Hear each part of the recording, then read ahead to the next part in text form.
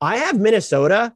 They were kind of tough because I don't know if we're at the point where um, Jaden McDaniels or Jared Vanderbilt are considered properly rated because I do Vanderbilt's gotten a lot of look. If it first of all, if an energy drink took bodily form, it would be Jared Vanderbilt.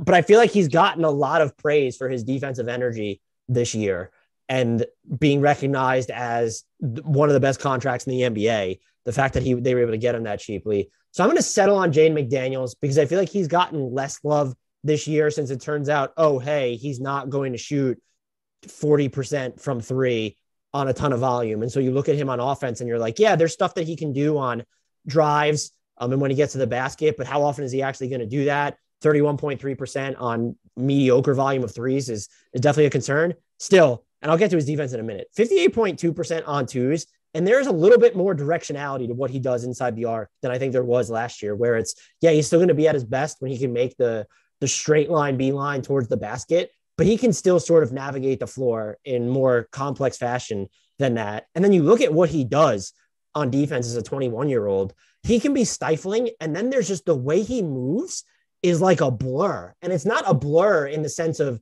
north-south. It's this east-west haze of speed.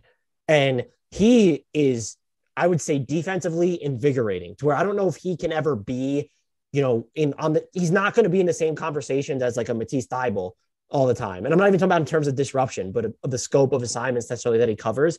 But he can be, I think, the second best defender for one of the league's best defensive teams. And when you talk about defensive anchors, I think you're inclined to assume that we mean bigs for the most part.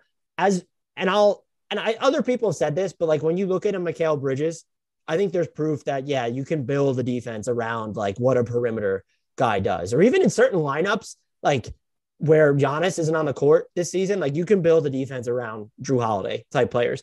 So I'm not saying that Jaden McDaniels is that guy, but the fact that he can be the second guy to that guy, whether it's a big or another perimeter defender, I think is super important. And if he does develop just a consistent standstill 3-point stroke where he's hitting, let's say 36% of his off the catch threes, and that translates into the postseason, you have the single most valuable role player archetype in the NBA is just that positional malleability on defense, coupled with it's not 3-and-D. Like there's a little bit more to his offense when you put the ball in his hands.